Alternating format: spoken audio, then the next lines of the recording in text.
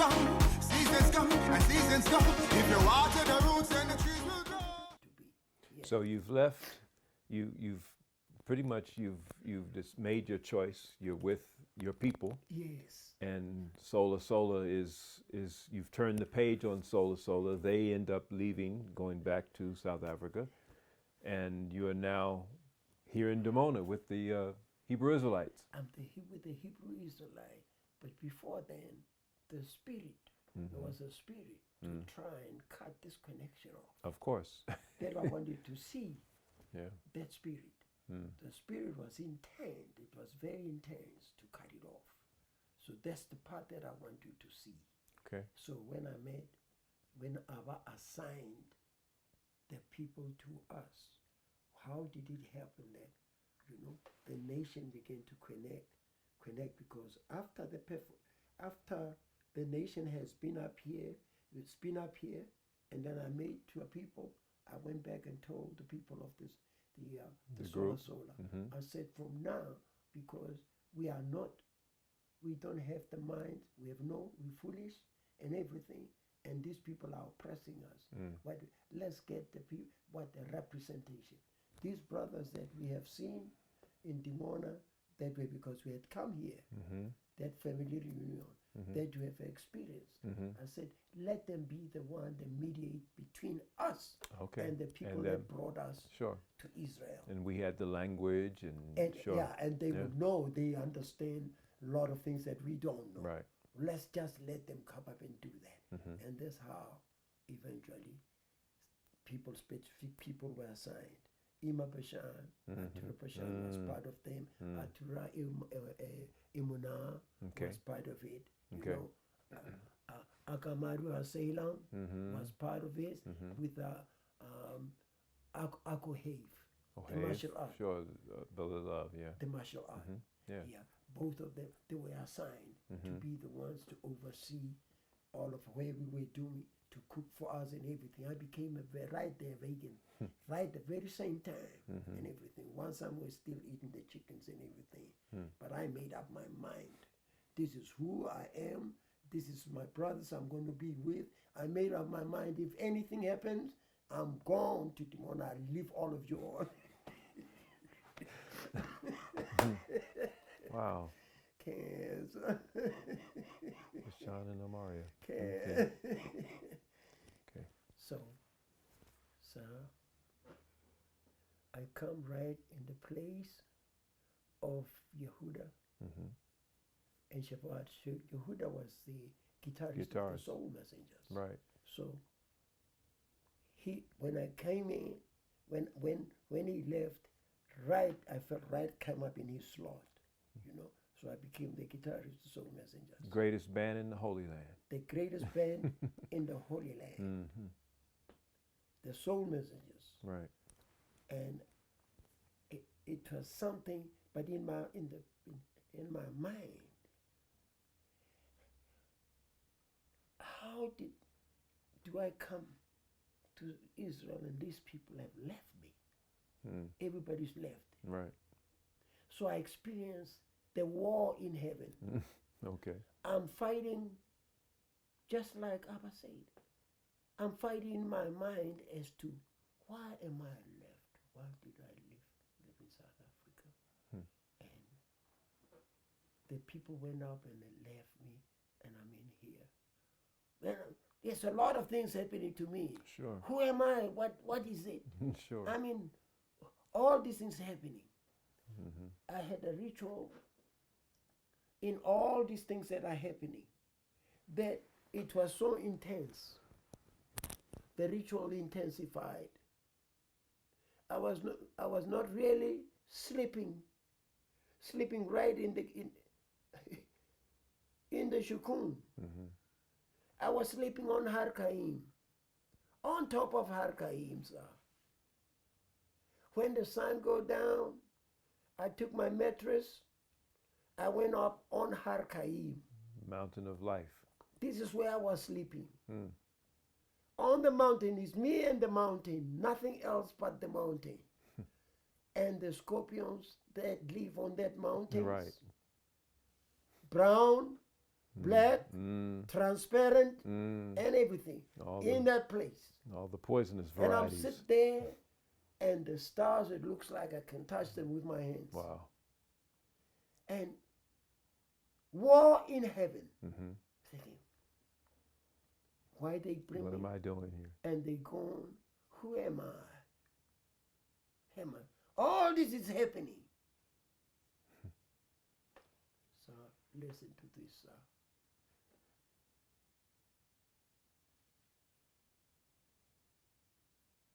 The elder prince.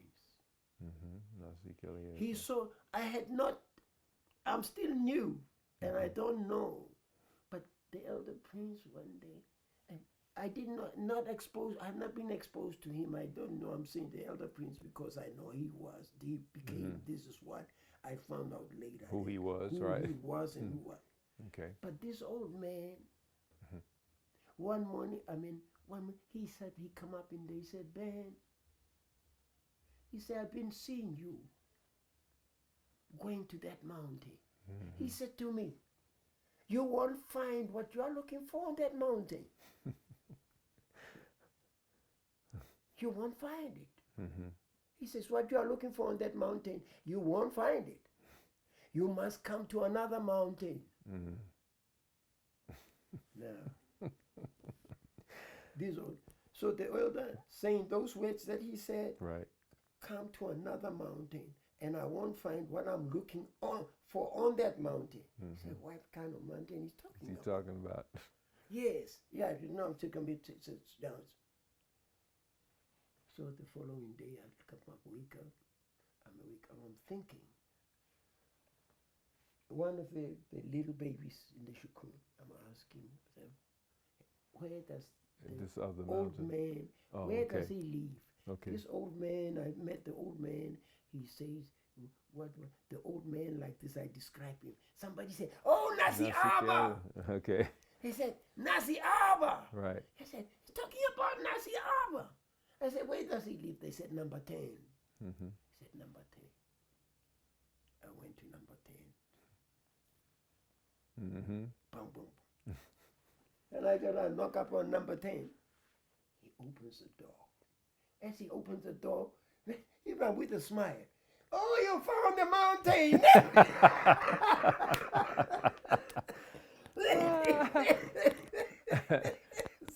Oh, I love it. He said, you found the mountain. So he come up and said, give me a seat and sit up. I said, sit up there. He said, hey, look at that old man. I look at. So I'm looking at him amazed. And as I look at this one, something in my back of my mind, something registers in the mind. I start telling him how I saw the old man in South Africa. I tell him, I saw you in South Africa. And it was true. 64. I see the old man. I go to this, I had a girlfriend, this working for these white people, so I sneak in at night. Because I can't get up in there. These white people, they don't want no people come up in the backyard, in their backyards and everything. That's why the police raiding the backyards and everything, you know. So they come up in there. When I come up, I had to sneak in, you know, so that she watches if the dogs are there. So if the dogs are there, you know, and everything. So if the dog up in there, she had to take it somewhere in other ways, the other side, so I come in and only then open. I'm sitting, I sit, my girlfriend, I'm sitting up. I know we had closed the door. The door was closed, that the light was off. But all of a sudden, I don't know, the room just lit up. And I look at the door. When I look at the door, the old man comes. The old man come up, he's looking so direct into my eyes. So I almost bang my head against the wall, try to hide from this old man.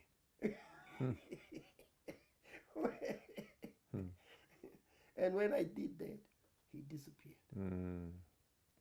So I'm telling the elder. Remember? Yeah. I'm telling the elder how I saw him.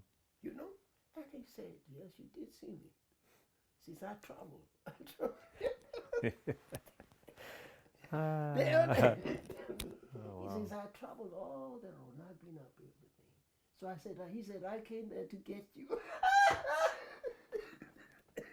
He said, I came there to get you. He said, I'm the one that came up to get you. You know, that's my spirit of God sent me to come and get you.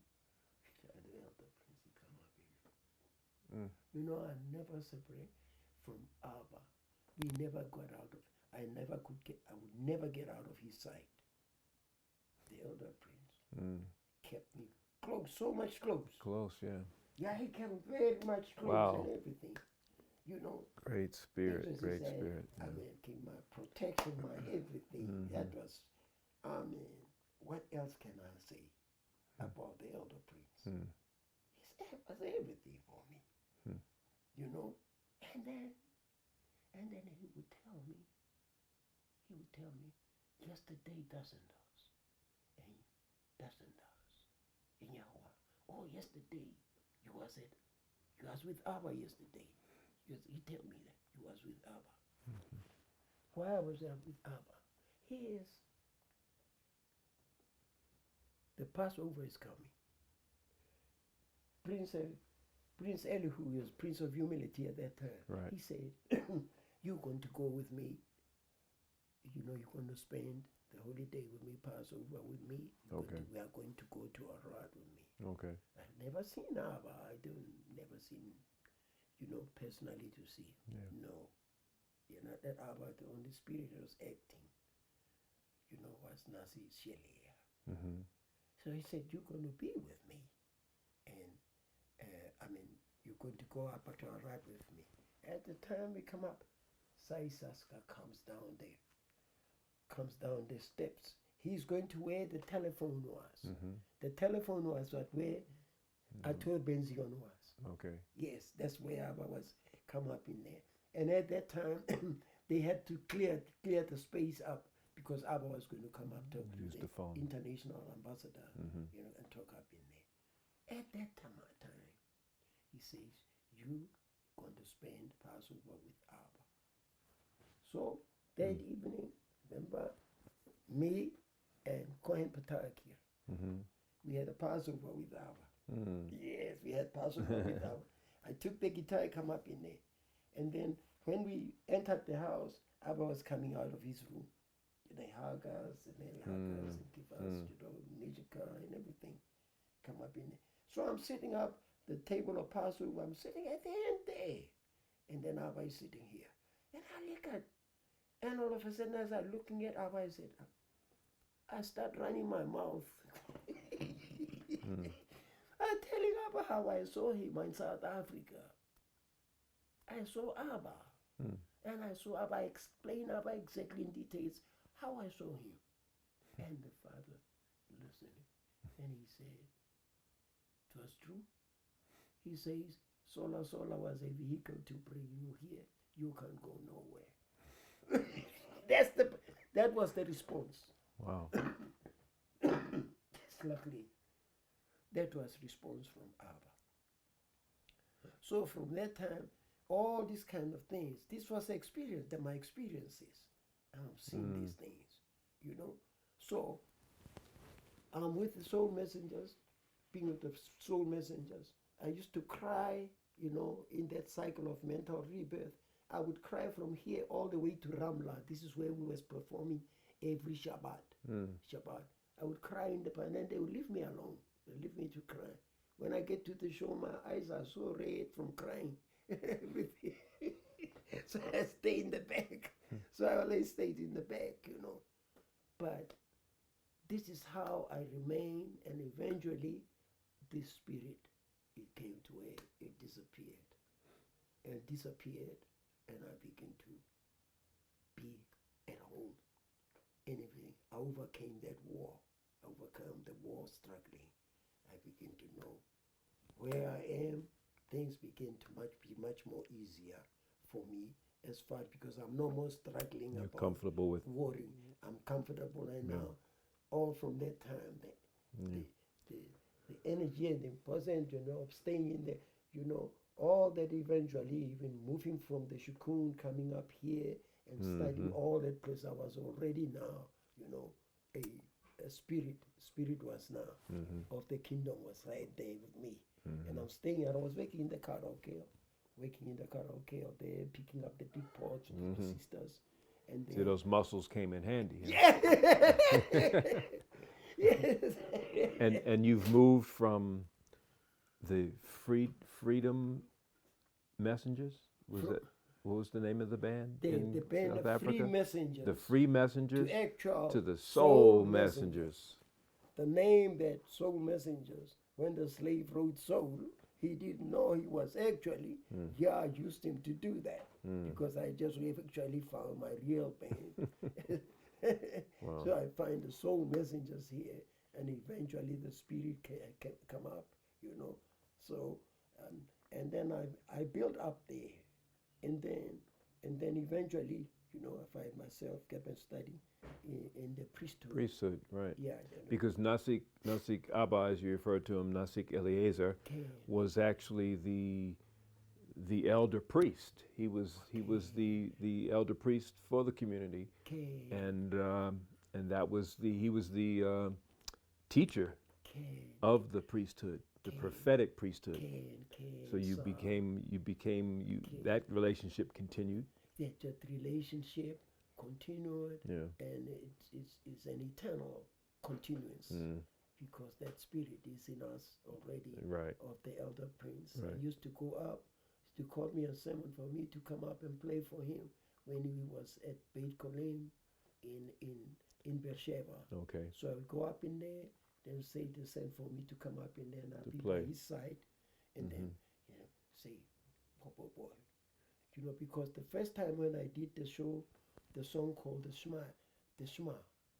When I did the Shema, I did it in the midlock where people were practicing, right in the bomb shelter. in the Shukun. Yeah, I did that show. When I did that show, when I came out of the midlock, got to the place where the saints were used to sitting up in, you know, those places in the front there, and sit up and playing it. Everybody joined me singing the Shema. Singing the Shema.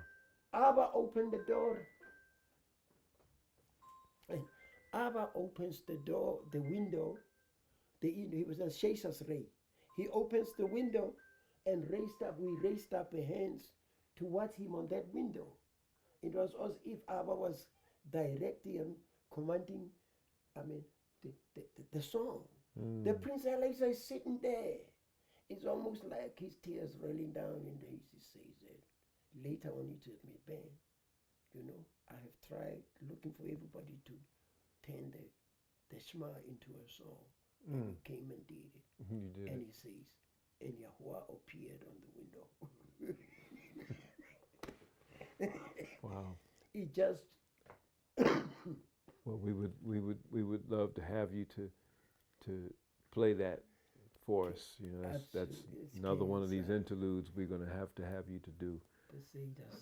The Shema, because you've gone on and you've taken in the Hebrew, you've taken these songs, these psalms and these messages, these biblical passages, these prayers, and put them to melody, and it has helped us internally to internalize the message. So music is such a powerful force, and I'm glad that you've done that for us. I mean, we're all thankful for that. Hallelujah. So this is where we're going to allow you to play that for us.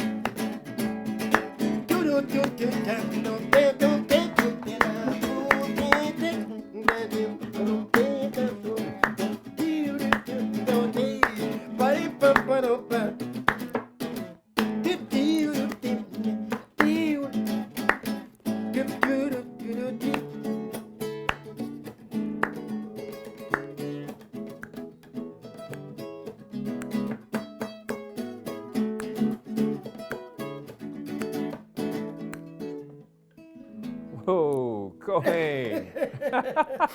Toda sa. Hallelujah. Hallelujah. Hallelujah. No wonder Abba opened this window.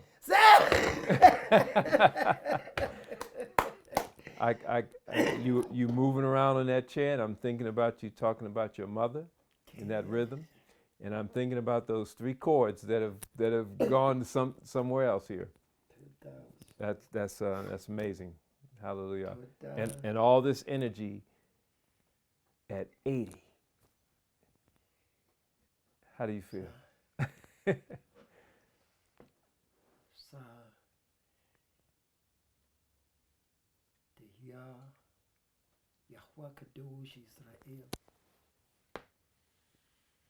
That spirit in his people is a victory for them. For that spirit is the winning spirit of all times. You know, and he says, sing about me. There's Psalms 1. Sing those praises. 149. Mm-hmm.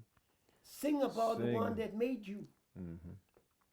Sing and praise his name. Mm-hmm. Yahweh Kadosh Israel. This is what, sir, you have all taught me. Sir. The nation has taught me this. I'm doing what my nation said I must do. And I feel blessed and honored every time I do for the people that I love with all my heart, soul, and might. And that's why I want to be forever around here, so that they can give me the spirit to be able to get on that step of ascension step, going higher and higher to the heavens. I want to be there. You know, that's why I'm praying that help me, help me to keep me around my people. You know, I must never be outside and find myself outside in another place and everything. Maybe accident happens, Abba told us, when you go up on rack 18, rack 18, keep the guards up right here, because there's possibility you might stumble. I pray that, I have learned, sir, that it's best to be able to have the ears so you can be listening to the voice of your brother say, don't go that direction, it's going to be helpful for you, and to keep that ear, have that spirit of willing to be able to listen to your brother say something. That all important organ of the ear to hear.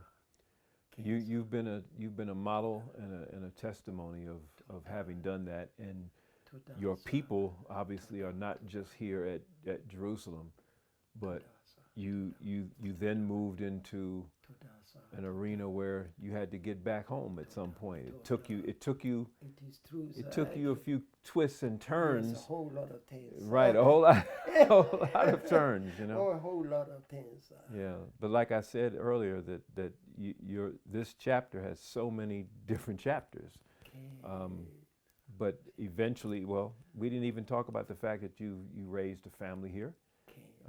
You graduated as a priest, became a priest in the midst of the brothers and sisters here, the community here, and a long storied history as guitarist with the Soul Messengers, and then you found your way on what would we call it, a sojourn with the Soul Messengers through West Africa. right? Different countries there: Nigeria, Liberia, Ghana. Abba sent us on a mission in 1979. He sent us on a mission. So we started Liberia, and then Liberia went through Ghana, and then we in Nigeria. Then from Nigeria we went through Cyprus, find ourselves in the Acropolis in Athens, Greece, and everything from there all the way to United States. And the only thing is I can't forget one thing I mustn't forget is that I had to be trained to move the way I had to move, because before living out here, I never forget this. I remember Atura, the one married Eshet Saidiakim. Atura Bhatia. Atura Bhatia taught me how to walk and how to wear the cap. That I was wearing a cap that would put it to the side and everything.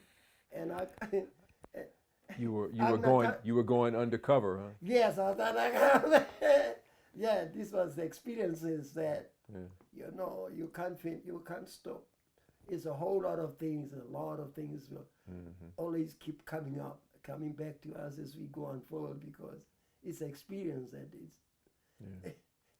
The saints would have to read, and anybody watching this would have to read between the lines here, because again, keeping in mind you're South African, and this is pre the fall of apartheid, and so and you don't have status here in Israel, and you don't have American status, but you're doing all this movement. And all this movement, So, in Yahweh Kadosh Israel, right, is the winning.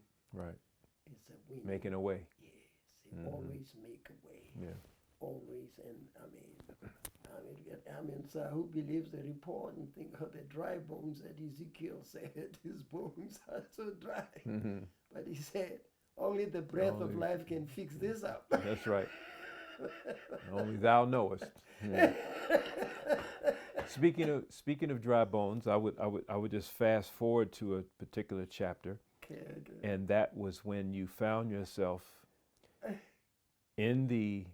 you had been arrested and deported from here, because you ended up coming back after that Soul Messengers tour, but you were arrested and deported, and you found yourself in America, and that was providential in a way, but you weren't an American, so why would they deport you to America? But nevertheless, you find yourself in immigration lockup, in immigration prison in America, moving around the states, and then you were in Boston, and you were an influence. Richmond, Connecticut, you were an influence with the brothers in there with you, and it was on the eve of your being, I guess, deported from America to a third-party country. In that case, it was Zaire.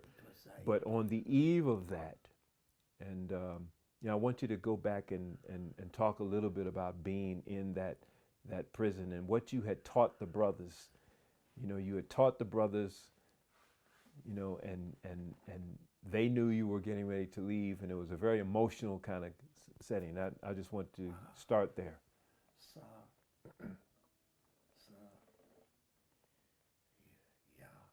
It's just great, sir. First of all, I tasted the prison after I was picked up in Beersheba. Went out there to buy guitar strings, because I played every time. Go to the Shabbat Seder, I had to be in the Shabbat Seder, to play a little bit while the saints come in for the Shabbat and everything. So I'm sitting up in there. I mean, getting up into this place here, Beersheba. I felt like they've been watching me and planning on how can we get rid of him out of the land. Because what I did here, there are children I used to go up to the shuk, and I get to the shuk, and then I played the commandments. I played the mitzvot. Mitzvot. Vaya da beria white collar varima elele more. Anoch yachwa Elohecha.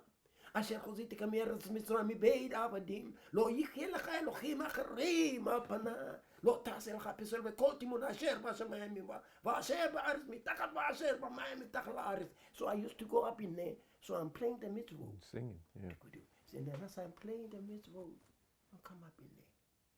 So they come up in there, they bring all their vegetables, they fill up my bag, so that when I come back, I have something for the children and everything to eat and everything, you know. So they also throw coins in the bag, right there and then everything. So I have something a little bit.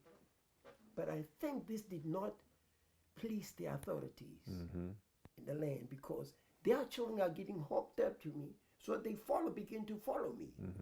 They begin to follow me, listen to, and they love this. So that caused me to be more determined to keep on doing it because their children like it. They like to hear it. So that helped me to push up and say, I got to do it more. I got to do more of this, you know. So that itself has cost me in the prison even when I was in the prison. As a prison, I took charge of the prison. The prison things because the people that were so-called inmates in the prison, they always said, now, where is he? Where come up there? So they assign is like as an assignment. Everyone, the chaplains in the prison, become my friends. They say, now, you go up and play up. So I would play I'm playing up in, and as I come through the hall and everything, the inmates are sitting up there holding the prison places. They're sitting up the bottles like they're holding up in there, listening to me coming. And they coming up in there, playing these things. And then the chaplain said, no, put the bag on your, take the bag with you in the prison. When I first entered the prison, I didn't know what I was going to eat. I had to eat apple, whatever. I changed my plate for apple because they were eating junk food. Right. So I eat apples. But from that time, when I was doing this, I got more apples, you know. They put the apples in your bag. Yeah, they put apples in the bag. Okay. Even put the money, so they have where you buy commissary in the prison. I had Commissary, the money to get some more whatever I needed up in there. You know. So this helps me. And then at the same time, because the people I saw, some of them are long-time prisoners, 28, 30 years in the prison and everything. And then, where in this prison, in the Ramla prison, I was sleeping at the top bunk, on the top bunk and everything, closer to the light. Because so when they picked me up, I had my Bible, I had the guitar with me. That's what I had. Right. The Bible Abba gave me this Bible when I first came in. He sent me Bible and said, write your name in there. Right. You know? And so I took that Bible. So I had this Bible. I went throughout all the prisons, and they were trying me to send it out of this place. I said, where do I send out? You know, I was a John Doe, so because I didn't know where it happened. My accent, I speak with an accent, so they said, you know, he speaks the language. You can't be an American when you come up here. They don't know where I come from. Right. You know, I mean, the nation is powerful because I'm just saying we all B'nai Israel, so I'm also B'nai Israel. So, and the B'nai Israel, they don't know who. Ben Israel is the John Doe of Israel. Okay, I got you. Right. This was powerful, sir, because the songs created me and turned all the people in the prison. They became my fans. So I became their favorite, even if they got musicians outside to calm the prisoners in the prison. After those people, after they asked for me to come up in the prison, right there at Ramla prison. They asked me to come. When I finish playing, they don't want to listen to nobody else. They want me to play these things. So I keep on playing mitzvot. So they would ask me and say, which song of David are you going to sing today? So I come up in it. So I be mitzvot, the Shema, you know. all these kind of things I did. Roe. Ben all this jaar bizena me me no god na kalen na vier so we aan gaan we maak net tzedek le manshmo kam kielach begit sal my bet loy ra kiat. So I came up and intensified intensifying the plane. So these people became my friends and everything. And it's just like when I left the place, it's just like when they are saying, what are we going to do when you are gone? It's just like in the scriptures when it said that and David was turned into another man. That sound, that music. It was the sound. And I remember when I was sent me to South Africa, he just said me, all I have for you, I cry for you now. But all you have is, yea, though I walk through the valley of the shadow of death, I shall fear no evil. Thy rod and thy staff, they comfort me. And that's what I kept on. And then I learned, sir, that when Yah sent his people, he's not left behind, he's with them. Right. Everything that they do is him doing it. It's not them doing it, it's him doing it. They are the agency. They are his agency, you know. And he was doing it before you realized he was doing it. Because they embody his spirit, and through them, he's able to do this. Right. That's why I was saying in Psalms 83, he says, they hate God, these people. That's right. But they hate God, but they hate his people. You know, they hate his people because he's seen in his people. In his people, they are the embodiment, the incarnation of his spirit. Right. That's what I was seeing. This I said, hey, this is awesome. And I love this. I love this because it worked every time.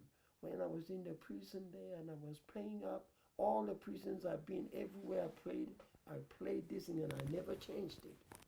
I never changed. Stop playing what, you know. Nasiaba used to say to me, Ben, Anke, what? They must not make you Christian, boy. You hear me? Ben, they must not make you Christian. You hear me? If you don't have no other song to play the Shema, Ben. That was the Prince Eliezer. So I kept, what do you say? I could almost hear his voice telling me, here, you remember what I told you? So this was a great blessing, sir. A great blessing through the prison, everything, and through everywhere, everything I have gone through and everything. This worked. And then, now, if you want to see how I got to DRC, that's one prior being released from Washington, from this place, from the prison. I was in Derry, the last station where I was stationed in Danbury, Connecticut. And this is why I was taken out from that place, sent to Boston, from Boston. Remember this? And Prince Emmanuel, I remember, he's the one that put the guitar. Gave us the Brotherhood. From Jerusalem Brotherhood. Say, give me the guitar. So I kept up in there with that guitar. I kept it out. This guitar opened up, and I was going to the churches in Zaire. When I got to Zaire, Mobutu, because it was only a state that could only accept me in that place. I couldn't go to South Africa. It was too dangerous there going up in there. But I went to Zaire and Mobutu countries and everything. And the people there was Akamaru Salem and Akakiesa and everything and all that. You know, but hey, you know, that's what happens. Anyway, went through whatever, got up in that too. But I stayed there and walked into the churches, you know. And as I walk into the churches, I'm with these brothers. The brothers are they trying to learn my broken English. You know, I got broken. You trying to learn some French? Yes. And I said, come up in there, but they speak Lingala. Lingala, yeah. Yes. So I listen to the few Lingala words that I come, I speak 1, 2, 3 words, come up in there to connect everything what they are saying to me and everything. But so they became an easy connection for me. They speak a little English and everything, so we started going to the churches together. We went to the council of churches where the preachers are connected together and everything. That's where I learned that people, the churches, are actually representing the Europeans, everything. And they only put 1, 2, 3 people in the midst. The rest of people don't know. No, right. But these are the ones that Europeans work through to know what is taking place, what they are talking about and everything. That's why they finance this agency to promote the venom that we see, having people are contaminated with this venom of all the ideology. So eventually, sir, what happened is it was leading to Mandela coming out of prison. Mandela coming out of prison, it was what made broke up for me to get to South Africa. To get back. How long had you been in DRC? Mandela, sir, listen. Mandela gets to Zaire. When he gets to Zaire, he is on this Mobutu's presidential car, sir. He's on the presidential car. Now you remember the brother called Muamba from... Sure. Ben Chiliak. Now, remember Muamba. When I woke up one morning, I said, I'm going to see Mandela. I couldn't believe it. Because he was talking at the community center. It's a big hall there. This way he was going to be talking to the Zairian people after they came up from prison. I went there, sir. I worked through the red carpet. All the military come up. I worked through that. Mandela was a distance with that carpet. That you see that thing there? I was that distance from here, that distance from him, behind him. Right. And then they find out, how did you get here? Who are you? I was already in the midst of them. They said, you are not supposed to be here. I said, that's my father. That's there. right. That's my father. I'm exiled here. And that's my father. Yeah, my father should not hear what you're doing to me if you're trying to do to me. I'm exiled here. The same condition of spirit that put them in prison in South Africa. I'm here for the same reason. Right there. Sir. So they said, when he finished talking, we'll expose you to him, talk to him. Okay. It didn't happen. They watching him and everything. Seriously, he's working under the agenda, covenant, the movement. Sir, I was in the front line jeep. You remember the 2 jeeps that be driving in front of the presidential car? In front of it, right. I was in the front line in the jeep. Mandela coming up with their scooters and everything that comes up in. I was in the front line. The way they driving through Zaire, I was in the front line. He said he's going to have a press conference. That's where you're going to meet him. I'm in the front line jeep. We drove up and we got to a certain particular place where he said this was going to be where he was going to talk. The jeep at the entrance, the jeep stops here. Mandela come up and with all this crew gets up here, get through. I'm stuck here now. So he's come up and said, no, hey, you can't see him today. You're going to have to make arrangements for tomorrow. Right there. But the jeep delivers me to Muamba. Muamba was scared. He was scared. He said coming with the police, because the police there, you know how they terrorize they can the be, Zairians. Yeah. So he was very, very scared. So they brought me to the house. He said, no, we'll pick you out. Thought they would come. So that's how this whole thing happens. Yeah. Then comes up the time in Zaire. You heard about the Kimbangu Church. Yes. It's got over 10 Simon Bingham. over 10 Kimbangu. million people. Yeah. Kimbangu is the brother that died in the prison during the reign of Mobutu, and he was killed because his ideology, whatever of the church, was not in alignment with the Catholicism and Protestant church. Yeah. And that brother ended up dying in the prison, Kimbangu. Kimbangu. So before I went there, I went to the school, and I went to school, they gave me this book about this church, how it came into existence. Simon Kimbangu. Yes, Yeah. again, haCohane. Yeah. So how it came into existence. So I read the book first. And when I read the book, I knew what to say to the man. Mm-hmm. I knew what to say to the man. So when I went to this place and got to his place, when I got there, so I've never seen anything like this. This man, he's got all the commandos all around him. You know, he's one of the top ministers of Mobutu. Mm-hmm. You know, he's one of the top ministers, so he's got all security of the commandos all around him, you know, protecting him. Mm-hmm. And I came up, said, my man from Jerusalem, a man of God from Jerusalem, come to see the man of God. And it's no man of God, don't talk. Listen, that's why I tell him, I said, man, I thank you. You think as a man of God that you have been, you know, that shepherd, to shepherd the people of God, and you're sitting up in here, and you come up, you took a strong position. But he was saying that they are thankful for what that now they're council of churches. And I see the picture they're hanging up in there. I'm looking at the picture, I see this Jesus picture is on the wall. Mm-hmm. So I said, on the wall I see, and I look at it, and I sit there. So I better start telling him about how the churches are controlled. Mm-hmm. You know, all churches are controlled, and they provide this great following, political Engineering. for political, what all their politics are supported by the majority of the people that are. So the the churches are like political parties. And I try to explain to him. And he said,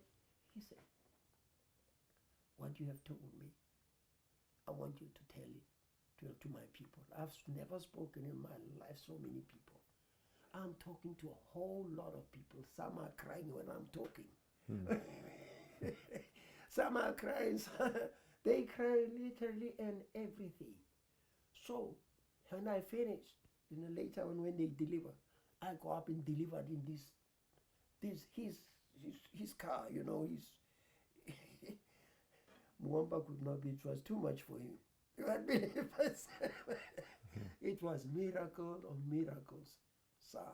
So this was a connection. And then the idea, sir, in Zaire, you know what, sir? You know, the tourism, all the people that are touring, coming up to Zaire and everything. Mm-hmm. When they come up there, and I don't know if you know, there are a lot of cripples in Zaire. Yes. Polio. Those people, there's some of talking about what Leopold did, how he Maimed them. Yeah. maimed the people, cut their hands, cut Yeah. legs and everything. So they beg money from these people that are coming into the country. Mm-hmm. They beg for money and everything. So when I'm there now with some of the Zairians, where these people go up and have their good time and everything. There's a place called the Piano Bar right in Kinshasa. That's why there we play. So we play together. I found these people. So I joined their band. We play there. So now and then they throw some money there. Come up here. I find myself, wait, I got $300. Hey, I had $300. What did I do? I bought the land, sir. I buy land in Zaire. Bought some land, huh? I buy land in Zaire. Because they come up and say, this is what, because I said, there's no money. I said, no, I buy the land. This is where I'm going to be ready to set up a foundation for the kingdom. So, you can't believe this. These people, they sell the same piece of land that you have, you find it's been bought by over 10 other 20 people. Same spot, same place. Right. For the same price. I was about to ask you if you had that deed because I'm going in and out of DRC, the former Zaire. I'm going in and out quite often. How many years were you there It's about 6 years. in Zaire? 6 years? 6 years. By the way, Brother Nadir, do you know Nadir? He sings in Lingala, and you were his teacher. I don't remember what his I don't remember what his Congolese name is, but his Hebrew name is Nadir. Okay, yeah, but he didn't. I think he didn't have any name at that time because lots of brothers there they still have their original family names. Yeah, I have to think. I'll tell you at another time, but Yes. I can get his name. But his name now is Nadir. Okay. He sings and plays guitar. He said you were his teacher. Wow. And he has songs now in French, Lingala, and Hebrew. Wow. So he wants to, he wanted to come up in this season while you were here.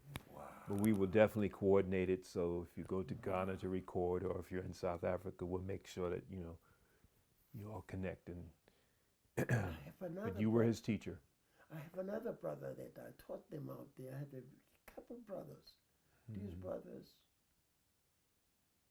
and these brothers, they cried the very same, even the church congregations, the very night, the following night that I left. But this is where I had a whole lot, had asthma attack was very strong on me on that place. And it came up a certain time, I couldn't feel it that I would still be alive the following day. Gasping for all these other things. So then I was going through all these changes, But there's a brother that came up from, his name is, I named him Kazakia. He came up here to visit the nation. He's in Brazil. I don't know if I vaguely recall Kazakia. He did come up here. Yeah. He came to South Africa looking for me. Really? Yeah, he came up and looking and say, but I'm looking for men of God. I say, men of God, come up in there. Say, how you left us out there. I mean, I cried tears. See. So after your time in DRC, and of course after the elections, 94, and Mandela, did you ever meet him, by the way? That morning, the next morning, did you ever meet Nelson Mandela the next day? They said they never came to get you. It never happened. Materialized. Yeah. It never materialized. Yeah. So at that time, we're planning to find out, how do I get out of Zaire? Is there hope? Will I ever get out? Zaire, it was difficult. We are in that situation for many years, So a lot of changes are happening out there. You can't send nothing out of the country. The post offices are not operating everything. So you would have to find, if you find maybe one of the European guys that would take a letter and maybe send it from Belgium or France, to Jerusalem. There's only way you would do, other way. Either than that, no other way to communicate. So it was for many years that this thing has happened. I'm sitting up in there, and sometimes it's hard to really think Sure. you'll ever come out of that situation. Sure. It was something, but And you've got family in Jerusalem. yes. Yeah. And I got Simon. I can now correspond, Right. and the family don't know all these things that are happening. Right. Sometimes I told my children, I said to be very careful. They don't know me. They have no knowledge of me, of whatever whatsoever. So they had to go through whatever was going on. And I said, I'm very clear that all this situation, I don't know how can I solve it. What can I do to be able to cause them to listen, to do everything. And I pray that I must always have a guidance. But I knew our struggle is a national struggle. It's not individual struggle. So I said the only thing I can take a position of a national position, how do I deal with it? And that's just where it is. I had to talk to them the same way to understand that when they were born right into the heart of the struggle. And at that time, we were all children. Even the adults were children. They had to be taught to be taken out of the slavery, how we've been trapped by the social system that oppressed us. So we didn't have mind. The mind was being made through teachings being given. The teachers were given, So everybody don't get there where these teachings are guiding us. Everybody's never there at the time and everything. So we drag our feet tracking everything and experiencing everything at the same time. But at the same time, we getting married, having children, Children are having children, Yeah. because we are still children in our mindset. That's why I say. So, but I said, we have no other choice. The choice is, come out of here, my people, that ye be not partakers of her sins. This is a sinning nation. Yeah. Either than hearing that command, there's no flesh going to be left. So there's assignment, we call for assignment. You got to be given the teachings that you are assigned to. First is a process to get the teachings and comprehend what is expected of you. It's not coming up like that. Through all that is something that Yah has to give you a spirit to be able to understand that. Sure. Either than that, you'll quit just like Jonah. You'll run away. I like what you said, Cohen. You said you don't have any other choice. But for me, I've always said that when you realize that you don't have another choice, it gets easier. It gets easier. It gets easier. With that, Cohen, I think we might want to put a pause on this, because the next chapter is and I'll give the audience a sneak preview that you become the father of the South African jurisdictions, and that's a legacy that we would have to really unpack. But I think for this particular session, I think we've come a long way. And is there a musical something that would bridge? Did you write much when you were in Congo before you went back? And you're looking from afar, watching the country, shake off the apartheid. Was anything that you created in that time? I did in music, and I think something I began to think biblical. When I read Psalms 83, when it says, they planned and say, let's cut them off and be a nation. That the name of Israel come up, and I refer back to 149. Say, sing about the one that made you, and to bind their kings, with fetters. Yes, and do that. And I thought about that. So in the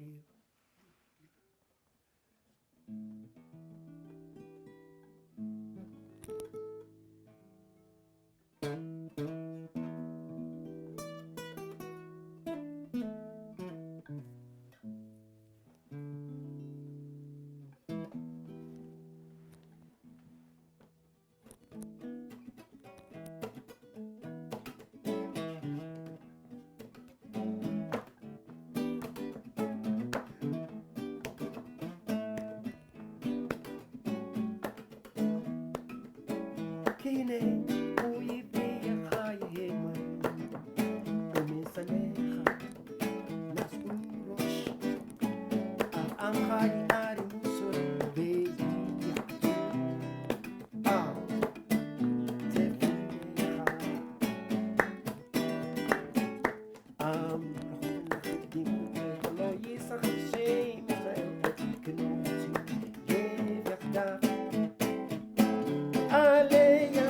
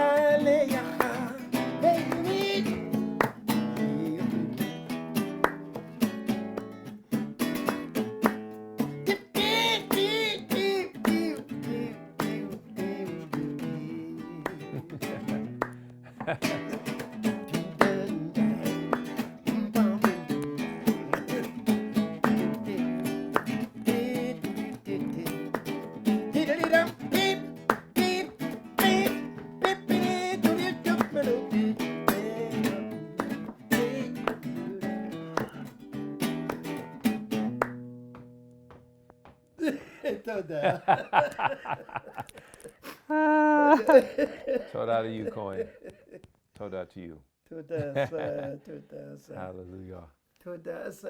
I know that the saints in Southern Eden are going to enjoy being able to hear these stories, and because I've learned so much, you know, in your short time here this particular season. You know, I've had the blessing to work with you, be down in Southern Eden with Josiah, to witness you in action. But we're going to talk about that when we get back together, okay, for part 2. Or is this part 3? So hallelujah.